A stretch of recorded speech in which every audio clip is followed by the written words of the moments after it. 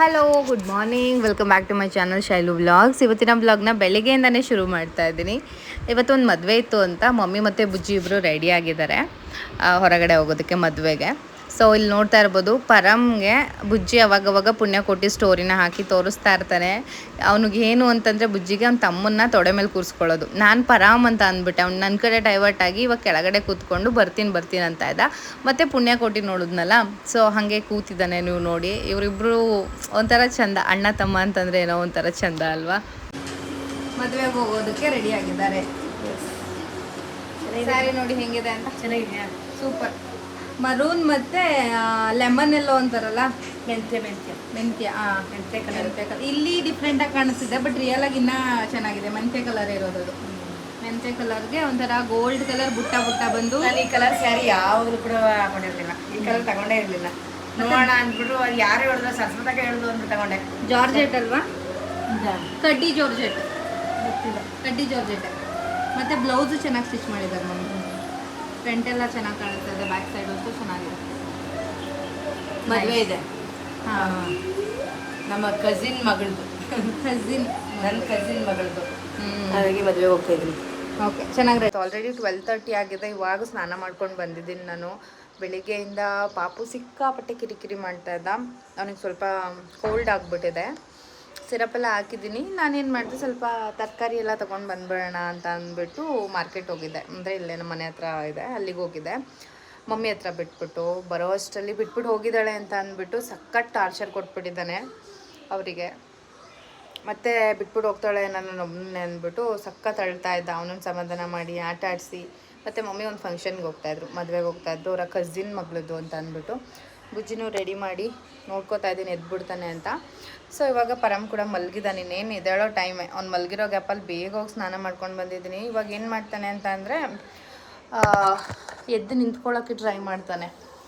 Bed ಮೇಲೆ ಮಲಗಿಸಿದ್ದೀನಿ. ಏನಾದರೂ ನೋಡಿಲ್ಲ ಅಂತಂದರೆ ಬೆಡ್ಡಿಂದ ಇಳ್ಕೊಂಡು ಬಂದ್ಬಿಡೋದು. ಅಂದರೆ ಬಗ್ಗಿ ಹಿಂಗೆ ನೋಡ್ತಾ ಇರ್ತಾನೆ. ಜಸ್ಟ್ ಮಿಸ್ಸಲ್ಲೇನೆ.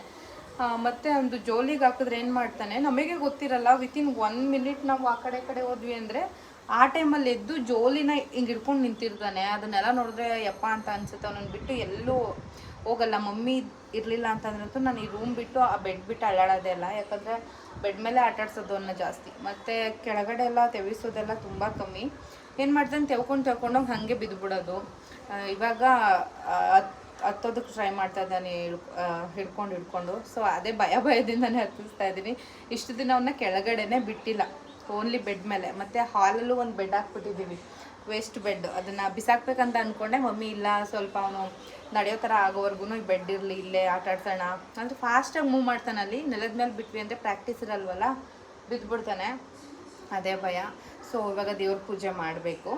ಸೊ ಬನ್ನಿ ಹೋಗೋಣ. ಬಿಸಿಲು ಇಲ್ಲಿಗೂ ಬರ್ತಾ ಇದೆ. ಸ್ವಲ್ಪ ಹಾಗೆ ಕೂದಲೆಲ್ಲ ಒಣಗಿಸ್ಕೊಂಡು ದೇವ್ರ ಪೂಜೆ ಮಾಡಬೇಕು. ದೇವ್ರದ್ದು ಸಾಮಾನೆಲ್ಲ ಏನಿದೆ, ಪಾತ್ರೆ ಅದೆಲ್ಲನೂ ವಾಶ್ ಮಾಡಬೇಕು. ನೆದ್ಮೇಲೆ ವಾಶ್ ಮಾಡ್ತೀನಿ. ಸ್ವಲ್ಪ ವಾಕರಲ್ಲಾದರೂ ಹಾಕಿದ್ರೆ ನಾನು ಹಿಂದಿಂದೆ ಬರ್ತಾ ಆಟ ಆಡ್ಕೊಂಡಿರ್ತಾನೆ. ನಾನೇನಾದರೂ ಇವಾಗ ಓದೆ ಅಂತಂದರೆ ಅವ್ನು ಯಾವ ಟೈಮಲ್ಲಿ ಬೇಕಾದ್ರೂ ನಾನು ಓದ ತಕ್ಷಣ ಹೇಳ್ಬೋದು. ಫ್ರೆಂಡ್ಸ್, ಪರಮು ಎದ್ದ. ತಗೊಳ್ಳಿ. ಬುಮ್. ಅವ್ನ ಕೈಗೆ ಏನಾದರೂ ಕೊಟ್ಟಿದ್ರೆ ಹೊಸದಾಗಿರೋದನ್ನ ಸ್ವಲ್ಪ ಟೈಮ್ ಆರಾಮಾಗಿರ್ತಾನೆ. ದೇವ್ರ ಮನೆ ರೆಡಿ ಮಾಡ್ತಿದ್ದೆ. ದೇವ್ರ ಮನೆ ರೆಡಿ ಮಾಡಿ ತುಂಬ ದಿನ ಆಗಿತ್ತು. ಅಂದರೆ ನಾನು ರೆಡಿ ಮಾಡಿ, ಇವತ್ತು ಸೋಮವಾರ ಆಗಿರೋದ್ರಿಂದ ನಾರ್ಮಲ್ ಈ ಥರ ರೆಡಿ ಮಾಡಿದ್ದೀನಿ. ತುಂಬ ಜನ ಕೇಳ್ತಾಯಿದ್ರು, ನೀವು ಉಪ್ಪಿನ ದೀಪ ಎಲ್ಲ ಹಚ್ಚಲ್ವಾ ಅಂತ. ನಾನು ಉಪ್ಪಿನ ದೀಪದ ಬಗ್ಗೆ ಶೇರ್ ಮಾಡ್ಕೋಬೇಕು. ನಾನು ಸುಮಾರು ವೀಡಿಯೋಸಲ್ಲಿ ಶೇರ್ ಮಾಡ್ಕೊಂಡಿದ್ದೀನಿ. ಇಲ್ಲಿಗೆ ಎಷ್ಟು ವರ್ಷದಿಂದ ಗೊತ್ತಾ, ಒಂದು 2 ವರ್ಷದಿಂದ ಶೇರ್ ಮಾಡಿದ್ದೀನಿ. ಮತ್ತು ಒಂದು 4-5 ವರ್ಷದಿಂದ ಉಪ್ಪಿನ ದೀಪ ಹಚ್ಚಿದ್ವಿ. ಏನೋ ಒಂಥರ ಅಂದ್ಬಿಟ್ಟು ಟಿವಿಯಲ್ಲಿ ಯಾರೋ ಹೇಳಿದ್ರು, ಸಾಕಮ್ಮ ಅಂತ ಹೇಳ್ಬಿಟ್ಟು ಅಂದ್ಬಿಟ್ಟು ಹಚ್ಚಿದ್ವಿ. ಉಪ್ಪಿನ ದೀಪ ಬಂದು ನಿಮಗೆ ಏನಾಗಬೇಕು ಅದನ್ನ ನೀವು ಸಂಕಲ್ಪ ಮಾಡಿಕೊಂಡು ನಿಮ್ಮ ಮನಸ್ಸಿನಲ್ಲಿ ಉಪ್ಪಿನ ದೀಪ ಹಚ್ಚಿದ್ದಾದರೆ, ಅಂದರೆ ಸೂರ್ಯ ಉದಯ ಆಗೋಕ್ಕಿಂತ ಮುಂಚೆ ಹಚ್ಕೊಳ್ತಾ ಬಂದಿದ್ದಾದರೆ ನೀವು ಅಂದ್ಕೊಂಡಿದ್ರೆ ಆಗುತ್ತೆ ಅಂತ ಅಂದ್ಬಿಟ್ಟೆ ನಾವು ಶುರು ಮಾಡಿದ್ವಿ. ಇದನ್ನು ಯಾರು ಬೇಕಾದರೂ ಹಚ್ಬೋದು ಅಂತ ಅಂದ್ಕೊಂಡು ನಾವು ಶುರು ಮಾಡಿದ್ದು ಫ್ರೆಂಡ್ಸ್. ಇದನ್ನು ಪರ್ಸ್ನಲ್ ಆಗಿ ಮನಸ್ಸಿಗೆ ಏನೋ ಒಳ್ಳೇದಾಗುತ್ತೆ ಅಂತ ಅಂದ್ಕೊಂಡೆ ನಾನು ಶುರು ಮಾಡಿದ್ದು. ಉಪ್ಪಿನ ದೀಪ ಎಲ್ಲರಿಗೂ ಬರಲ್ಲ, ಅದು 100% ನಮ್ಮ ವಿಷಯದಲ್ಲಿ 100ಗೆ 100% ನಿಜ ಆಗೋಯ್ತು. ಏನಕ್ಕೆ ಅಂತಂದರೆ, ನೀವು ಉಪ್ಪಿನ ದೀಪ ಹಚ್ಚೋಕೆ ಶುರು ಮಾಡಿದ್ದು ಕೆಲವೇ ದಿನದಲ್ಲಿ ನಿಮಗೆ ರಿಸಲ್ಟ್ ಗೊತ್ತಾಗ್ಬಿಡುತ್ತೆ. ಪಾಸಿಟಿವ್ ವೈಬ್ ಇಲ್ಲ ನೆಗೆಟಿವ್, ಎರಡರಲ್ಲಿ ಒಂದು ಗೊತ್ತಾಗ್ಬಿಡುತ್ತೆ. ನಮ್ಮ ಮನೆಯಲ್ಲಿ ಉಪ್ಪಿನ ದೀಪ ಹಚ್ಚೋಕೆ ಶುರು ಮಾಡಿದ್ದು ಕೆಲವೇ ದಿನಗಳಲ್ಲಿ ಸಿಕ್ಕಾಬಡೆ ಚೇಂಜಸ್ ಆಗೋಯ್ತು. ಅದು ನೆಗೆಟಿವ್ ಆಗಿ ಟರ್ನ್ ಆಗ್ತಾ ಹೋಯ್ತು. ಪಾಸಿಟಿವ್ ಅಂತೂ ಇರಲೇ ಇಲ್ಲ, ಎಲ್ಲ ನೆಗೆಟಿವ್ ಆಗಿ ಟರ್ನ್ ಆಗೋಯ್ತು. ಏನೇನೋ ಆಗೋಯ್ತು, ಅದನ್ನೆಲ್ಲ ಹೇಳೋದಕ್ಕೂ ಆಗೋದಿಲ್ಲ. ಆ ರೀತಿ ತುಂಬಾ ಪ್ರಾಬ್ಲಮ್ಸ್ಗಳು ಶುರು ಆಗೋಯ್ತು. ಅದೇ ಲಾಸ್ಟು. ಅಂದರೆ ಉಪ್ಪಿನ ದೀಪ ಹಚ್ಚೋದಕ್ಕೆ ಶುರು ಮಾಡಿದ್ದು ಮಮ್ಮಿ. ಬೆಳಿಗ್ಗೆ 4:15ಗೆಲ್ಲ ಎದ್ದು ಅವರು ಸ್ನಾನ ಮಾಡಿ ಪೂಜೆನ ಮಾಡ್ತಾಯಿದ್ರು. ಬಿಡಮ್ಮ, ಅದೆಲ್ಲ ಹಂಗೆ ಮಾಡಬಾರ್ದು. ಬೆಳಿಗ್ಗೆನೇ ಎದ್ದು ಪೂಜೆ ಎಲ್ಲ ಮಾಡ್ತಾಯಿದ್ರು. ಸೊ ಅದರಿಂದ ಎಫೆಕ್ಟ್ ಅವರ ಆರೋಗ್ಯದಲ್ಲಿ ತುಂಬಾ ಏರುಪೇರಾಯಿತು. ಇಲ್ಲಿ ತಗೋ ಇದು ಇಲ್ಲಿ. ಅವರ ಆರೋಗ್ಯದಲ್ಲಿ ತುಂಬಾ ಎಫೆಕ್ಟ್ ಬೀಳ್ತು. ಮತ್ತು ಮನೇಲಿ ಸುಮ್ಮನೆ ಸಣ್ಣ ಪುಟ್ಟ ವಿಷಯಗಳು, ನಾವು ಮಾಡಿದ ಕೆಲಸಗಳು ಕೈ ಹಿಡಿತಾ ಇರಲಿಲ್ಲ. ಎಲ್ಲ ನಮಗೆ ಆಪೋಸಿಟ್ ಆಗೇನೆ ಶುರು ಆಯ್ತೇ ಹೊರತು ಯಾವುದೂ ಪಾಸಿಟಿವ್ ಆಗಲಿಲ್ಲ, ಎಲ್ಲ ನೆಗೆಟಿವ್ ಆಗಿ ಟರ್ನ್ ಆಗೋಯ್ತು. ಅದೇ ಲಾಸ್ಟು. ಅವತ್ತಿಂದ ಇದುವರೆಗೂ ಉಪ್ಪಿನ ದೀಪ ಹಚ್ಚೋ ಸಹವಾಸಕ್ಕೆ ಹೋಗಿಲ್ಲ. ಅದಾದಮೇಲೆ ನಾವು ನಮಗೆ ಗೊತ್ತಿರೋ ಒಂದಷ್ಟು ಜ್ಯೋತಿಷಿಗಳನ್ನೆಲ್ಲ ವಿಚಾರಿಸಿದ್ವಿ. ಸೊ ಅವ್ರು ಹೇಳಿದ್ದು, ಅವ್ರ ರಾಶಿ ಬರೋಕ್ಕೆ ಬಂದರೆ ಹಚ್ಚಿದ್ರೆ ತುಂಬಾ ಏಳಿಗೆ ಆಗುತ್ತೆ ಆಗೋರಿಗೆ, ಆಗದೆ ಇರೋರಿಗೆ ತುಂಬಾ ನಷ್ಟ ಆಗುತ್ತೆ, ಇಷ್ಟೇನೆ ಅಂತಂದ್ರು. ಅದೇ ಲಾಸ್ಟು ನಾವು ಉಪ್ಪಿನ ದೀಪ ಹಚ್ಚೋದಕ್ಕೆ ಏನು ಹೋಗ್ಲೇ ಇಲ್ಲ. ಉಪ್ಪಿನ ದೀಪ ಹಚ್ಚಲ್ಲ, ಅದ್ರ ಬದಲಿ ಏನು ನಾವು ಯಾವಾಗ ದೇವ್ರ ಪಾತ್ರೆಗಳನ್ನೆಲ್ಲ ಕ್ಲೀನ್ ಮಾಡ್ತೀವಲ್ವ, ಆವಾಗ ಈ ಥರ ಒಂದು ಚಿಕ್ಕ ಬೌಲಲ್ಲಿ ಇದ್ರ ತುಂಬ ಉಪ್ಪನ್ನು ತಗೊಂಡು ದೇವರ ಮೂಲೆ ಇರುತ್ತಲ್ಲ ಅಲ್ಲಿಗೆ ಒಂದು ಹೂವನ್ನ ಇಟ್ಟು, ಅಂದರೆ ಇಲ್ಲಿಗೆ ಸ್ವಲ್ಪ ಅರಿಶಿನ ಕುಂಕುಮ ಎರಡನ್ನ ಇಟ್ಟು, ಹೀಗೆ ಅದ್ರ ಮೇಲೆ ಹೂವನ್ನ ಇಟ್ಟು ಅದಕ್ಕೂ ಸ್ವಲ್ಪ ಅರಿಶಿನ ಕುಂಕುಮನ ಇಟ್ಟು ದೇವರ ಮೂಲೆ ಇರುತ್ತಲ್ಲ, ದೇವ್ರ ಕೋಣೆಯಲ್ಲಿ ಮೂಲೆ ಇರುತ್ತಲ್ಲ ಅಲ್ಲಿ ಇಟ್ಟು ಪೂಜೆ ಮಾಡ್ತೀವಿ. ಯಾಕಂತಂದರೆ ಮನೆಯಲ್ಲಿರೋ ನೆಗೆಟಿವ್ ಎನರ್ಜಿ ಹೋಗಿ ಪಾಸಿಟಿವ್ ಅಟ್ರಾಕ್ಟ್ ಮಾಡುತ್ತೆ ಅಂತ ಅಂದ್ಬಿಟ್ಟು. ಇದರಿಂದ ಯಾವುದೇ ತೊಂದರೆ ಆಗಿಲ್ಲ. ಉಪ್ಪಿನ ದೀಪಕ್ಕೆ ನಾವು ಪೂಜೆ ಮಾಡ್ತಾ ಇಲ್ಲ, ಯಾವುದೇ ಕಾರಣಕ್ಕೂ ಮಾಡಿಲ್ಲ. ಅದರಿಂದ ಆಗಿರೋ ಪ್ರಾಬ್ಲಮ್ ನಮಗೆ ಗೊತ್ತು. ಸೊ ಹಾಗಾಗಿ ಕೆಲಸ ಮಾಡೋಕ್ಕೋಗಲಿಲ್ಲ. ದಯವಿಟ್ಟು ನೀವೇನಾದರೂ ಉಪ್ಪಿನ ದೀಪ ಹಚ್ತಾ ಇದ್ರೆ ನಿಮಗೆ ಎಲ್ಲ ಚೆನ್ನಾಗಾಗ್ತಿದೆ ಅಂತಂದರೆ ಮಾಡಿ, ಅದರಿಂದ ತುಂಬಾ ಒಳ್ಳೆಯದಾಗುತ್ತೆ. ನಿಮಗೆ ಕೆಲವೇ ದಿನಗಳಲ್ಲಿ ಏನೋ ಸರಿ ಇಲ್ಲ, ಮನೆಯಲ್ಲಿ ಮನಸ್ತಾಪ ಆಗಿರ್ಬೋದು, ಇಲ್ಲಾಂತಂದರೆ ನೀವು ಮಾಡೋ ಕೆಲಸಗಳು ಏಳಿಗೆ ಆಗ್ತಿಲ್ಲ, ಎಲ್ಲನೂ ನೆಗೆಟಿವ್ ಆಗೇ ಹೋಗ್ತಿದೆ, ಹಿಂಗೇನಾದರೂ ಆಯಿತು ಅಂತಂದರೆ ದಯವಿಟ್ಟು ಅದನ್ನು ಅಲ್ಲಿಗೆ ನಿಲ್ಲಿಸಿ. ನಿಮಗೆ ಗೊತ್ತಿರೋ ಜ್ಯೋತಿಷಿಗಳು ಇಲ್ಲ ದೊಡ್ಡವರು ಯಾರಾದರೂ ಗೊತ್ತಿದ್ರೆ ಅವ್ರನ್ನ ವಿಚಾರಿಸ್ಬಿಟ್ಟು ಮಾಡಲೇಬೇಕು ಅನ್ನೋಂಗಿದ್ರೆ ಅದಕ್ಕೆ ಪರಿಹಾರನ ಕಂಡುಹಿಡ್ಕೊಂಡು ಮಾಡಿ. ಸೊ ನಾವಂತೂ ನಿಲ್ಲಿಸಿದ್ದೀವಿ ಫ್ರೆಂಡ್ಸ್. ನಮಗೆ ಆಗಿರೋ ಪ್ರಾಬ್ಲಮ್ಸಿಂದನೇ ನಾವು ಬೇಡ ಅಂದಮೇಲೆ ಅಂತ ವಿಚಾರಿಸಿ ಕೇಳಿ ನೆನ್ನೆನೆ ನಿಲ್ಲಿಸಿರೋದು. ಸಾರಿ, ಯಾರು ಏನು ಅನ್ಕೋಬೇಡಿ, ನನ್ನ ಮಗ ಡಿಸ್ಟರ್ಬ್ ಮಾಡ್ತಾನೆ. ಪಾಪು ಬಾಯಲಿ ಬಂಗಾರಿ ಇಲ್ದವ ಬಾ, ಇವಾಗ ಪೂಜೆ ಮಾಡಿಬಿಡ್ತೀನಿ. ಮನೇಲಿ ಯಾರೂ ಇಲ್ಲ, ಅದಕ್ಕೆ ಅವನೇ ಇರೋದ್ರಿಂದ ತರಲೆ ಮಾಡ್ತಿದ್ದಾನೆ. ಮಮ್ಮಿ ಇದ್ರೆ ಮಮ್ಮಿ ಕರ್ಕೋತಾ ಇದ್ರು, ಬುಜ್ಜಿ ಆಟ ಆಡಿಸ್ತಿದ್ದ. ಸೊ ಇವಾಗ ದೇವ್ರ ಮನೆ ಆಯಿತು, ಈಗ ಪೂಜೆ ಮಾಡೋದು ಬಂದೆ. ದೇವ್ರ ಮನೆ ಹೊಸ್ಲಿಗೆ ಸ್ವಲ್ಪ ರಂಗೋಲಿ ಎಲ್ಲ ಇಟ್ಟು ಪೂಜೆ ಮಾಡೋದು ಅಷ್ಟೇ. ಸೊ ಇಷ್ಟ ಫ್ರೆಂಡ್ಸ್, ನಾನು ಇವತ್ತು ರೆಡಿ ಮಾಡಿರೋದು. ಏನೋ ಒಂಥರ ಖುಷಿ ಅನ್ನಿಸ್ತಾ ಇದೆ. ವಾರಗಳ ದಿನ ನನಗೆ ದೇವ್ರ ಮನೆನ ರೆಡಿ ಮಾಡೋದಕ್ಕೆ ತುಂಬಾ ಖುಷಿ. ಅದರಲ್ಲಿ ಸ್ವಲ್ಪ ಟೈಮೇ ಆಗೋಗ್ಬಿಡುತ್ತೆ ಕೆಲವೊಂದು ಬಾರಿ. ಹಾಗೇನೆ ರಂಗೋಲಿ ಸಿಂಪಲ್ಲಾಗೇನೆ ಯಾವಾಗಲೂ ಅದೊಂದೇ ಬಿಡೋದು ನಾನು. ದೇವ್ರ ಮನೆಗಂತೂ ರೆಡಿ ಮಾಡಿ, ಅಂದರೆ ಹೊಸ್ಲಿಗೆಲ್ಲ ಅರಿಶಿನ ಹಚ್ಚಿ ಅರಿಶಿನ ಕುಂಕುಮ ಇಟ್ಟು ರಂಗೋಲಿ ಬಿಡೋದು. ಪುಟ್ಟದಾಗಿ ಪೂಜೆಗೆ ಮುಂಚೆ. ಏನಮ್ಮ? ಓ ನಮ್ಮ ನನ್ನ ಮಗ ಅಂತೂ ನನ್ನ ಬಾಲ, ನಾನೇ ಅವನ ಬಾಲನ, ಅವನೇ ನನ್ನ ಬಾಲನ ಅನ್ನೋದು ಗೊತ್ತಿಲ್ಲ. ಬಾ ರಂಗೋಲಿ ತೊಗೊಂಡು ಬರೋಣ. ನಮ್ಮ ಬುಜ್ಜಿ ಇದ್ದರೆ ಪಟ್ ಪಟ್ ಅಂತ ಎಲ್ಲನೂ ತೊಗೊಬಂದು ಕೊಟ್ಬಿಡ್ತಿದ್ದ.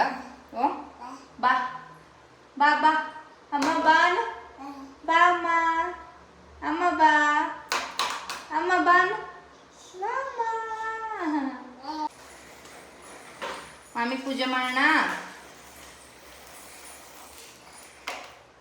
ಬೇಡ ಬೇಡ ಬೇಡ ಬೇಡ ಬೇಡ ಬೇಡ ಬೇಡ.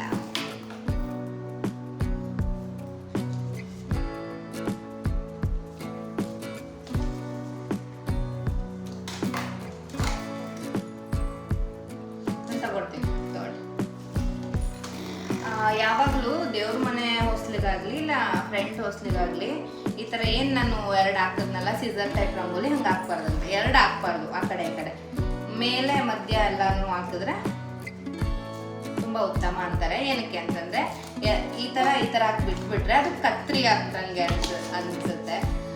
ಅದು ಅದರಿಂದ ಲಾಭ ಆಗೋದಿಲ್ಲ ಅಂತ ಹೇಳ್ತಾರೆ. ಅಷ್ಟೇ, ಏನಿಲ್ಲ. ಸೊ ಇಷ್ಟೇ ನನ್ನ ಪುಟ್ಟ ರಂಗೋಲಿ. ಹಿಂಗೆ ಹಾಕಕ್ಕೆ ಬರೋದು ನನಗೆ. ಪೂಜೆ ಮಾಡೋಣ ಈಗ ಅಮ್ಮು. ಹಾಂ, ಪೂಜೆ ಮಾಡೋಣ.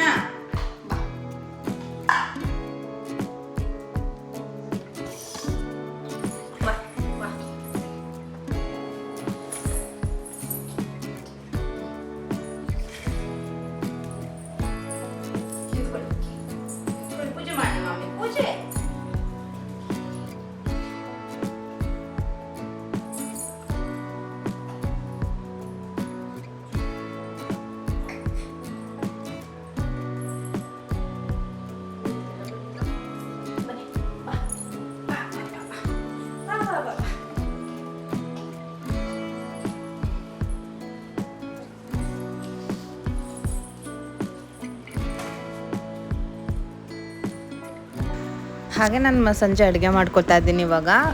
ಇವತ್ತು ಬೇಳೆ ಸೊಪ್ಪಾಕಿ ಉಪ್ಪು ಸಾಂಬಾರು ಮಾಡಿದೆ ಮತ್ತು ಪಲ್ಯನೂ ಮಾಡ್ತಾ ಇದ್ದೀನಿ. ಮಮ್ಮಿ ಬಂದು ಬುಜ್ಜಿನ ಮತ್ತು ಪರಮ್ನ ಇಬ್ಬರೂ ವಾಕ್ ಕರ್ಕೋಗಿದ್ದಾರೆ ಆಚೆ. ಈಗ ಸ್ಕ್ರೋಲರ್ ತಂದಿರೋದ್ರಿಂದ ಪರಮ್ನ ಆರಾಮಾಗಿ ಆಚೆ ಕರ್ಕೊಂಡು ಹೋಗ್ಬೋದು. ಅವ್ನು ಸ್ವಲ್ಪ ಟೈಮ್ ರಿಫ್ರೆಶ್ ಆಗುತ್ತೆ, ಅವ್ನಿಗೂ ಮೈಂಡ್ ಫ್ರೀ ಆಗುತ್ತೆ. ಮನೇಲೇ ಇದು ಏನೋ ಅನ್ನಿಸ್ತಾ ಇರುತ್ತೆ. ಇನ್ನೊಂದು ವಿಷಯ ಏನಪ್ಪ ಅಂತಂದರೆ ಮಕ್ಕಳು ತುಂಬ ಕಿರಿಕಿರಿ ಮಾಡ್ತಿದ್ದಾರೆ. ನೀವು ಎಷ್ಟೇ ಸಮಾಧಾನ ಮಾಡಿದ್ರು ಸಮಾಧಾನ ಆಗ್ತಿಲ್ಲ, ಅವರು ಕಂಫರ್ಟ್ ಫೀಲ್ ಮಾಡ್ತಿಲ್ಲ ಅಂತಂದರೆ ಸ್ವಲ್ಪ ಹೊತ್ತು ಹೊರಗಡೆ ನೇಚರ್ನ ತೋರಿಸ್ಕೊಂಡು ಬಂದರೆ ಅವ್ರಿಗೂ ಸ್ವಲ್ಪ ಮೈಂಡ್ ಫ್ರೀ ಆಗುತ್ತೆ, ಆರಾಮಾಗಿ ಕಾಮಾಗಿರ್ತಾರೆ ಅಂತ ಡಾಕ್ಟರ್ಸೇ ಹೇಳಿದರು ನನಗೆ ಒಂದು ಟೈಮು. ಸೊ ಅದನ್ನೇ ನಾನು ಫಾಲೋ ಮಾಡ್ತೀನಿ. ಮಕ್ಳಿಗೆ ಹುಷಾರಿಲ್ಲದೆ ಇರೋ ಟೈಮಲ್ಲೂ ಅಷ್ಟೇ ತುಂಬ ಹೆವಿ ಸ್ವೆಟರ್ ಹಾಕೋದು, ಸಿರಪೆಲ್ಲ ಹಾಕಿ ಊಟ ತಿನ್ನು, ಅದು ಫೀಡ್ ಮಾಡಿಸ್ತಾ ಇರೋದು, ಹಾಗೆಲ್ಲ ಮಾಡಿ ಕಿರಿಕಿರಿ ಆದರೆ ಒಂದು 10 to 15 ಮಿನಿಟ್ಸ್ ನೀವು ಹೊರಗಡೆ ಕಾಮಾಗಿ ಸುತ್ತಾಡಿಸಿ ಮಕ್ಕಳನ್ನ. ನಾರ್ಮಲ್ ಆಗಿಯೇ ಕ್ಯಾಪೆಲ್ಲ ಹಾಕಿ ಸುತ್ತಾಡಿಸಿ ಅವ್ರು ತುಂಬಾ ಒಂದು 75% ಆದ್ರೂ ಕೂಲ್ ಆಗ್ತಾರೆ ಆ್ಯಂಡ್ ಕಂಫರ್ಟಬಲ್ ಫೀಲ್ನ ಮಾಡ್ತಾರೆ. ನಮ್ಮನೇಲೂ ಹಾಗೆ ಮಾಡೋದು. ನಾವು ಮಿನಿಮಮ್ ½ ಆನ್ ಅವರ್ ಆದ್ರೂ ಹೊರಗಡೆ ಕರ್ಕೊಂಡು ಹೋಗಿಲ್ಲ ಅಂತ ಅಂದರು ಬಾಲ್ಕನಿಯಲ್ಲಿ ಕೂರಿಸ್ಕೊಂಡು ಸ್ವಲ್ಪ ಅದು ಇದು ತೋರಿಸ್ತೀವಿ, ಆಟ ಆಡಿಸ್ತೀವಿ. ಆವಾಗ ತುಂಬಾ ಚೆನ್ನಾಗಿ ಆಟ ಆಡ್ತಾನೆ. ಹಾಗೆ ನನ್ನ ಇವತ್ತಿನ ವ್ಲಾಗ್ನ ನಾನು ಇಲ್ಲಿಗೆ ಎಂಡ್ ಮಾಡ್ತಾ ಇದ್ದೀನಿ ಫ್ರೆಂಡ್ಸ್. ತುಂಬ ಜನ ಕೇಳ್ತಾ ಇದ್ದಿದ್ದರಿಂದ ನಾನು ಉಪ್ಪಿನ ದೀಪದ ಬಗ್ಗೆ ಶೇರ್ ಮಾಡ್ಕೊಂಡಿದ್ದೀನಿ. ಪರ್ಸ್ನಲ್ ನಮ್ಮ ಲೈಫಲ್ಲಿ ನಡೆದಿರೋದನ್ನ ನಾನು ಶೇರ್ ಮಾಡ್ಕೊಂಡಿದ್ದೀನಿ. ಇದು ನನ್ನ ನಮ್ಮ ಲೈಫಲ್ಲಿ ನಡೆದಿರೋದಕ್ಕೆ ತುಂಬ ಜನ ನೆಗೆಟಿವ್ ಆಗೂ ಹೇಳಿದ್ದಾರೆ ಆ್ಯಂಡ್ ಪಾಸಿಟಿವ್ ಆಗೂ ಹೇಳ್ತೀರಾ.